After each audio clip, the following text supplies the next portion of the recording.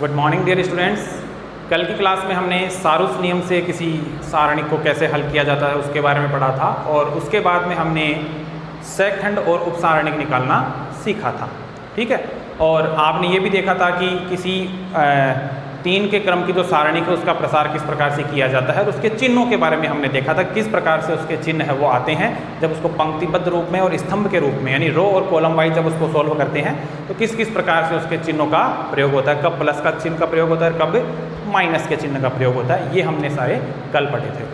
अब आज हम एक तो पढ़ेंगे, आज सारणिकों का जो सारणिक है उनका प्रसार पढ़ेंगे और उनका प्रसार वैसे तो आप पढ़ चुके लेकिन सैखंडों और उपसारणिक के रूप में प्रसार करने पर उसको नियम रूप में किस प्रकार से लिखा जाता है वो चीज़ हम आज पढ़ेंगे और साथ ही साथ में 4.1 के उदाहरण और सवालों पे आज डिस्कस करेंगे। तो आज की क्लास में ये सब होने वाला है, तो ध्यान से देखिए। सबसे पहला टॉपिक जो आज हम पढ़ेंगे वो एक्चुअल में कल छूट गया था इसलिए हम उसको आज पढ़ लेते हैं, 5 मिनट लगते हैं, कि सारणिक का प्रसार, सारणिक का प्रसार। ठीक है, इसको इंग्लिश में कहते हैं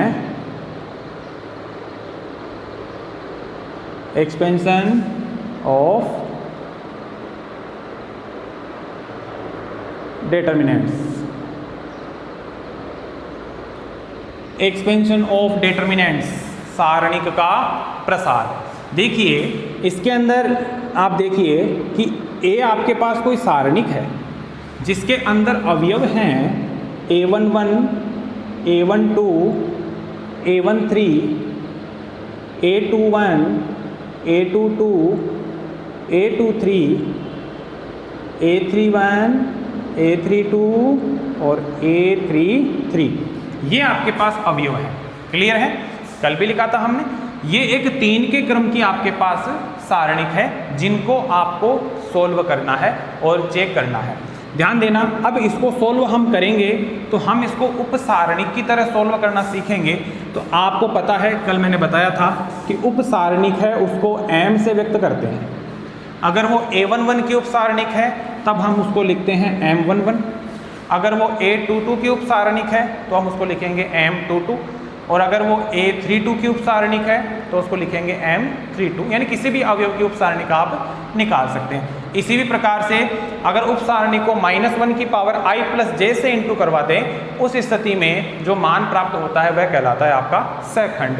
तो सभी 9 अवयवों का सैखंड भी प्राप्त किया जा सकता है। तो सैखंडों के जो चिन्ह हैं वो उस स्थिति में माइनस आते हैं जब i + j का मान विषम संख्या में प्राप्त होता है और उस स्थिति में प्लस में मान आता है जब i + j का मान सम संख्या में प्राप्त होता है। तो ये हम कल पढ़ चुके हैं। अब अपने को इसको अगर डायरेक्टली सोल्व करना हो तो ध्यान देना, a11 का जैसे मैं पहली पंक्ति के लिए इसको हल करने का प्रयास कर रहा हूँ तो ध्यान से समझे। अगर पहली पंक्ति के लिए मैं हल कर रहा हूँ तो पहला अवयव है a11, तो a11 की जो उपसारणिक होगी यानी a11 की जो उपसारणिक मैं ज्ञात करूँगा तो ये हो जाएगा a11 के संगत स्तंभ को छोड़ दिया, a11 के संगत पंक्ति को छोड़ दिया, तो जो भी हमें उपसारणिक प्राप्त हुई उसको हम कहते थे m11। क्या कहते थे? m11। तो अगर मैं a11 को m11 से इंटू कर दूँ, a11 को m11 से इंटू कर दूँ, इसी प्रकार से आगे चलो। ये पहला पद हो गया, इसका पहला काम खत्म। आगे चलो, आगे चलेंगे तो ये किस में आएगा? माइनस में आएगा a12। तो a12 आएगा तो a12 के संगत जब हम उपसारणिक ज्ञात करेंगे तो इसके संगत स्तंभ को छोड़ दिया, इसके संगत रो को छोड़ दिया, पंक्ति को छोड़ दिया, तो शेष जो मान आएंगे वो किसके आएंगे? m12 के आएंगे।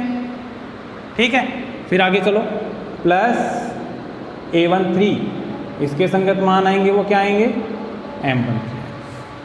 क्लियर है? जैसे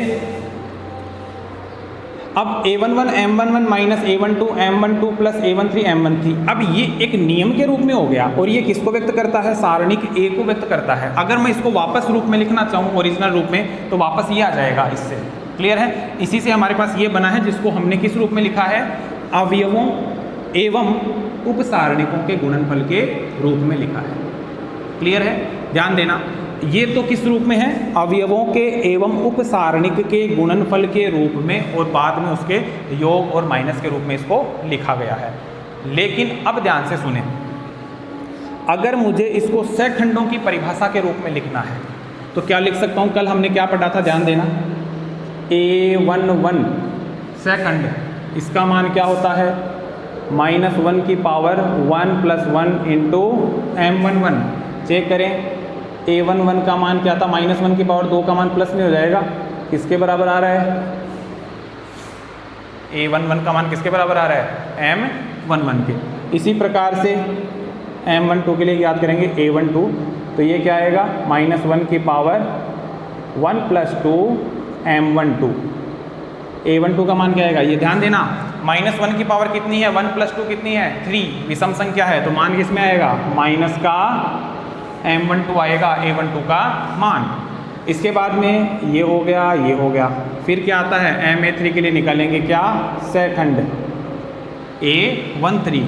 उस स्थिति में मान क्या आएगा, -1 की पावर 1 + 3 M13। 1 + 3 कितने होते हैं, 4, और -1 की पावर 4 सम संख्या में हो गई, मान पॉजिटिव आएगा। उस स्थिति में A13 का जो मान है वो M13 के इक्वल आ गया। ये 3 मान आपको प्राप्त हुए हैं। ध्यान देना, जो सारणिक, जो डिटर्मिनेंट यहाँ पे आपको दे रखी है 3 के क्रम की, उसको हमने अवयवों और उप सारणी के गुणनफल के रूप में लिखा, तो इस प्रकार से हमें मान प्राप्त हुआ, जिसमें पहली पंक्ति के लिए हमने हल किया है, जिसमें चिन्ह आते हैं प्लस, माइनस, प्लस। उस स्थिति के अंदर पहला मान पॉजिटिव है, दूसरा मान नेगेटिव है, तीसरा मान पॉजिटिव है। इस प्रकार से चिन्हों के अनुसार हमें मान प्राप्त हुए हैं। अब अगर इन मानों को मैं सैखंडों के लिए लिखूंगा, उस स्थिति में मान क्या आएगा, तो ध्यान से देखें, M11 और A11 ये दोनों बराबर हैं। इसका मतलब इसको मैं लिख सकता हूँ A11 इंटू कैपिटल A11।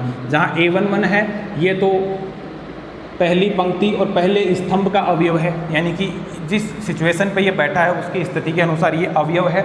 और A11 क्या है, स्मॉल A11 जो अवयव है उसका सहखंड है। A11 क्या है, कैपिटल A11 क्या है, सहखंड है, किसका, A11। क्लियर है। फिर देखो आगे, माइनस का चिन्ह आ रहा है यहाँ पे, और M12 है, माइनस का M12 किसके बराबर है, A12 के बराबर है। यानी कि M12 जो उप सारणिक है उसकी जो नेगेटिव मान है उसके बराबर है A12 सेकंड। ठीक है, तो यहाँ माइनस की जगह अब चिन्ह किसका हो जाएगा, प्लस का। क्या लिखूंगा, A12 into capital A12 plus, आगे चलो, A13 M13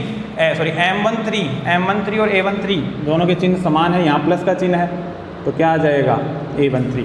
ये किसका मान आया है, ये सारणिक का मान आया है। ठीक है, देखो दो आपके पास परिभाषा आई है, थ्योरेटिकल रूप में ये परिभाषा आई है कि जब आपको कोई मान ज्ञात करना हो किसी का, यानी आपको अवयवों का मान पता हो कि उप सारणिक का मान आपको पता हो, तो आप डायरेक्टली इस फॉर्मूले में मान रखकर आप किसी सारणिक का मान ज्ञात कर सकते हैं। समझ में आई कुछ बात, एक और वापस रिपीट कर लें कि कल की क्लास में हम पढ़ चुके हैं, इसलिए उसको ध्यान से देखना कि ए सारणिक की आपको ये दे रखी है 3 के क्रम की, जिसमें A11 के संगत जब हम मान निकालेंगे किसका, उप सारणिक का, जिसको व्यक्त करते हैं कैपिटल M से, क्योंकि उसको माइनस बोलते हैं। तो A11 के संगत जो उप सारणिक आएगी उसमें ये अवयव रहेंगे जिसको अपन कहते हैं M11। तो A11 इंटू हो गया M11 से, फिर पंक्ति के रूप में हल कर रहे हैं, माइनस A2 आएगा आगे, माइनस A12, इसके संगत उप सारणिक M12, फिर प्लस के A13 और इसके संगत उप सारणिक M13। तो इस प्रकार से ये अवयवों और उप सारणी के गुणनफल के रूप में हमने मैट्रिक्स A को, डिटर्मिनेंट्स A को लिखा है। क्लियर। इसके बाद में M11, M12, M13 हमने यहाँ पे फॉर्मूला लगा के चेक कर लिया है, तो इसके संगत ये आए हैं आपके पास सेकंड। तो अब M11 माइनस के M12 और M13 ये मान हमने सेकंडों से प्रतिस्थापित करके, और ये एक नियम रूप में अपन ने एक सारणी को लिखने का तरीका सीखा है, जिसके अंदर क्या होता है, इसको परिभाषा के रूप में कैसे बोलेंगे कि किसी सारणी का जो मान है वो उस सारणी की प्रत्येक पंक्ति के अवयवों, ध्यान देना, किसी सारणी के प्रत्येक पंक्ति के अवयव, वो पंक्ति कोई भी हो सकती है, मैंने पहली पंक्ति के लिए लिया है, वो कोई भी पंक्ति ले सकता हूँ मैं, कोई भी स्तंभ ले सकता हूँ। ठीक है, तो ध्यान देना, इसकी डिटर्मिनेंट्स की परिभाषा क्या हो गई, इस परिभाषा के अकॉर्डिंग कि किसी भी सारणी का जो मान है वो प्रत्येक पंक्ति के अवयवों का उसके संगत सहखंडों के गुणनफल के योग के बराबर होता है। क्लियर है? यानी किसी भी सारणिक के किसी भी पंक्ति के अवयवों एवं उसके संगत सहखंडों के योग के बराबर होगा। इसमें सारे चिन्ह प्लस के आ रहे हैं, इसलिए वो कह सकते हैं कि इस सबके योग के बराबर होगा। क्लियर है? इस प्रकार से ये एक नियम बचता है, इसका सारणिक के प्रसार का नियम। प्रसार करके हल करना आपने सीखा था, सारूस के नियम से हल करना आपने कल सीखा है। इसी के साथ में उपसारणिक और सहखंडों के माध्यम से एक नियम रूप में हल करना आपने आज देखा है। ठीक है, तो अब हम क्या करेंगे, अब से 4.1 के उदाहरण और सवालों पे डिस्कस करेंगे। ठीक है, तो ये था सारणिक का प्रसार। अगर इसमें अभी भी कुछ चीज़ें समझ में नहीं आई है तो आप मुझे बता सकते हैं। चेक करें कि एक्सरसाइज 4 के अंदर जो 4.1 है उसके अंदर कुल 7 उदाहरण हैं। कितने उदाहरण हैं? 7, जिसमें स्टार्टिंग से मैंने 6 उदाहरण लिखे हैं। 7वां उदाहरण है, उसके अंदर आपको सारणिक का मान ज्ञात करना है, जो आपको ज्ञात करना आता है, तो उसको आप खुद सॉल्व करें। और 1 से लेकर 6 तक के उदाहरण मैंने यहाँ पे लिख लिए हैं। ठीक है, तो ध्यान देना, सबसे पहले है एग्जाम्पल नंबर फर्स्ट। बहुत आसान से सवाल है, इनको सबको सॉल्व करना आपको आता है। सारणिक आपको दे रखी है 2, 2, 4 और -3। इसको आपको सॉल्व करना है। इसको आपको सॉल्व करना है तो बताया था, कल ही बताया था कि अग्र विकर्ण माइनस पश्च विकर्ण। तो अग्र विकर्ण में क्या है? 2 गुणा -3, फिर माइनस का चिन्ह, और पश्च विकर्ण में ये अवयव आएंगे। तो कितना हो जाएगा? -6, -8, माइनस के हो गए 14। ये हो गया एग्जाम्पल नंबर फर्स्ट, खत्म कहानी। इसके बाद में आता है एग्जाम्पल नंबर सेकेंड। ये सारणिक है जिसका मान ज्ञात करना है। सारणिक क्या है? यहाँ पे है कोस थीटा, फिर आता है माइनस के साइन थीटा, फिर आता है साइन थीटा, और फिर आता है कोस थीटा। कोस को कोस से गुणा करेंगे, कोस स्क्वायर थीटा, फिर माइनस का चिन्ह, फिर साइन थीटा को माइनस के साइन थीटा से गुणा करेंगे, तो माइनस के साइन स्क्वायर थीटा बराबर क्या हो जाएगा? Cos square theta minus minus plus sine square theta. अब देखो, वैसे तो आंसर आ गए, लेकिन अब ये सर्वसमीका बन गई त्रिकोणमिति की। Cos square theta plus sine square theta बराबर 1। ये लो, ट्रिगोनोमेट्री से हो गया। इसका वैल्यू क्या आती है? 1 आती है। खत्म कहानी। तो ये हो गए एग्जाम्पल 2 तो हो गए। अब आओ एग्जाम्पल नंबर 3 पे। एग्जाम्पल नंबर 3 क्या कहता है? सारणिक आपको दे रखी है, इसका मान ज्ञात करना है। ये तो आप खुद ही कर सकते हैं, इसको आप खुद ही करें और इसका आंसर जो है वो मुझे मेरे व्हाट्सएप नंबर पे सेंड करें। क्लियर? अब आते हैं एग्जाम्पल नंबर 4 पे। एग्जाम्पल नंबर 4 क्या कहता है? ध्यान देना, K 8 2 4, ये एक सारणिक है जिसका मान कितना है? 4 के बराबर आता है। तो K का मान पूछा है, K के आगे देखो इंटरोगेटिव प्रश्नवाचक चिन्ह लगा रखा है, K का मान ज्ञात करना आपको। बिल्कुल वही तरीका है, सारणिक को हल करेंगे। क्या होगा? इन दोनों को गुणा करो, K गुणा 4 कितना आता है? 4K आता है। फिर माइनस का चिन्ह, इन दोनों को गुणा करो, 2 अंटे 16, और ये मान किसके बराबर आता है? 4 के बराबर आता है। 4 -16 को उधर लेके जाओ, 4 + 16 बराबर 20। तो K का मान क्या हो गया? 20 बटा में 4। तो K का मान आ गया आपके पास 5, और ये आ गया आपका आंसर। ठीक है, ये हो गया एग्जाम्पल नंबर 4। फिर आओ आगे, example number 5। Example number 5, K 3 - 1 K बराबर 7। देखिए यहाँ पे पहले अग्र विकर्ण गुणा होगा, तो K को K से इंटू किया तो हमारे पास क्या आया? K स्क्वायर, फिर माइनस का चिन्ह, फिर आगे चलो, -1 का 3 से इंटू किया, माइनस का 3 बराबर 7। तो ये क्या हो गया? K square minus minus plus 3 बराबर 7। तो K का क्या मान प्राप्त हुआ? 7 - 3 बराबर 4। सॉरी, K स्क्वायर का क्या मान प्राप्त हुआ? 4। K स्क्वायर बराबर 4 है तो K के 2 मान प्राप्त होते हैं, एक मान प्लस के 2 और एक मान माइनस के 2। तो यहाँ हमारे पास K के 2 मान मिले हैं, एक मान मिला है प्लस के 2 और एक मान मिला है माइनस के 2। ठीक है, प्लस माइनस, खत्म कहानी। Example number 5 complete. छोटे छोटे क्वेश्चन, छोटे छोटे एग्जाम्पल, बहुत आसान आसान से। अब है एग्जाम्पल नंबर 6, इसको थोड़ा सा ढंग से समझ लेना भाई। इसमें अपन ने आज पढ़ा है ना, उस नियम का प्रयोग कर लेंगे, ठीक है, तो वो नियम भी आपके थोड़ा सा क्लियर हो जाएगा।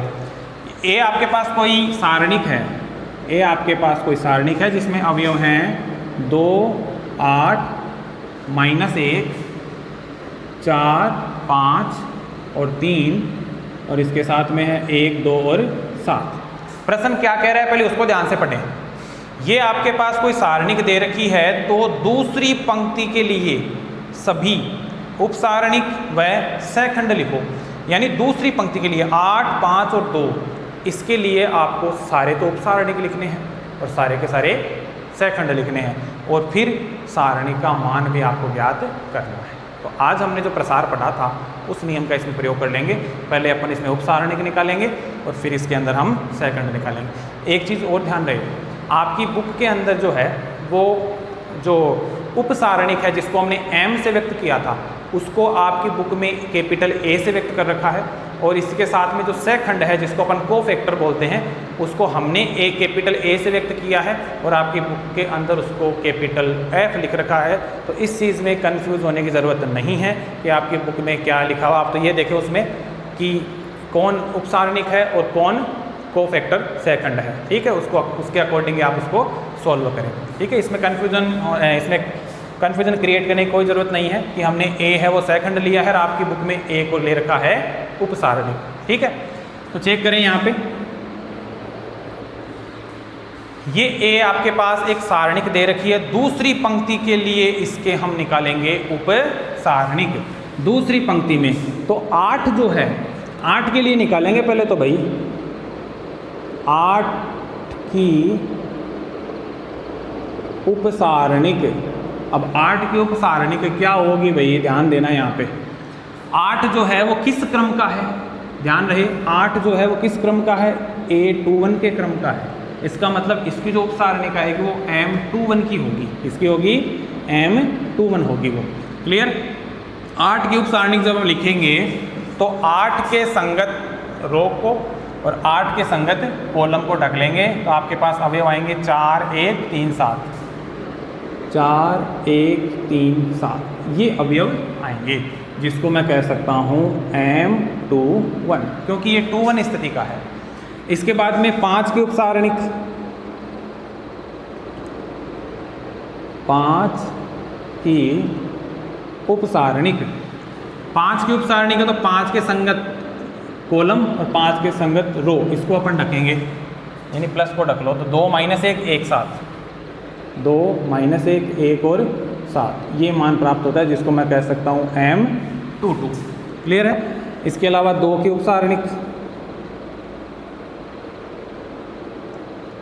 2 की उपसारणिक, 2 की उपसारणिक क्या आएगी, कॉलम और रो, ये कॉलम हो गया, ये रो हो गया, तो 2, 4, -1, 3, 2, 4, -1 और 3, ये प्राप्त होगा, जिसको मैं कह सकता हूँ M23, क्लियर है।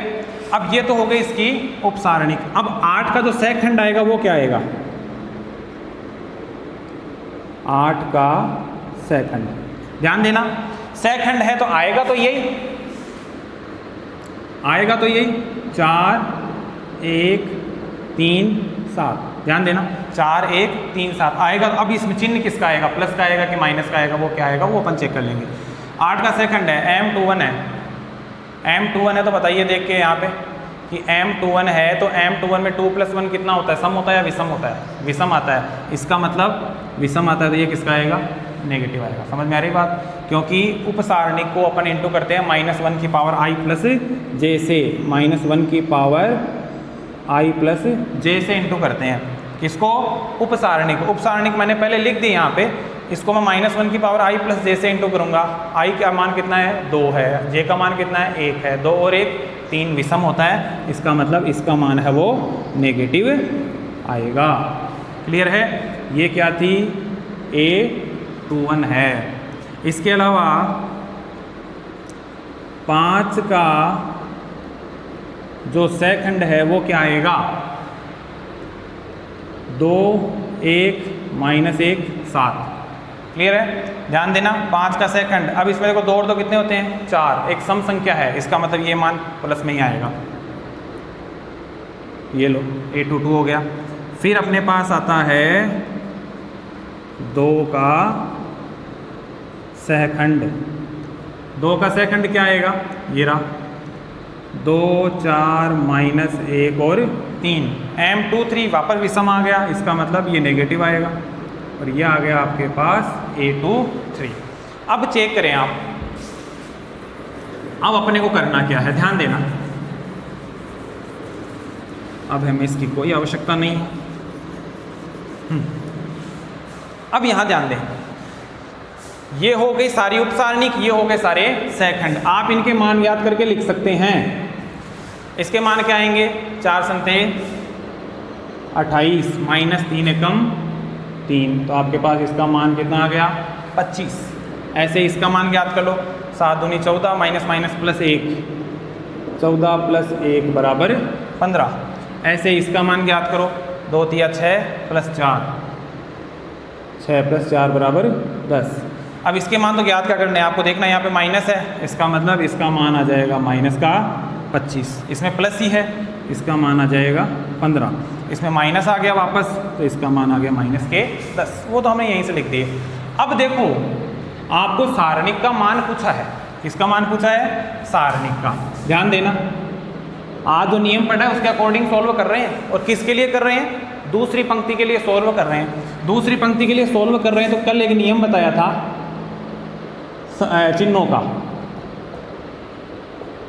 चेक करें। पहली पंक्ति के लिए था प्लस माइनस प्लस, दूसरी पंक्ति के लिए था माइनस प्लस माइनस, तीसरी पंक्ति के लिए था प्लस माइनस प्लस। अभी हम जो सारणिक याद कर रहे हैं वो किसके लिए कर रहे हैं, दूसरी पंक्ति के लिए कर रहे हैं। और दूसरी पंक्ति में पहला चिन्ह किसका आएगा, माइनस का आएगा।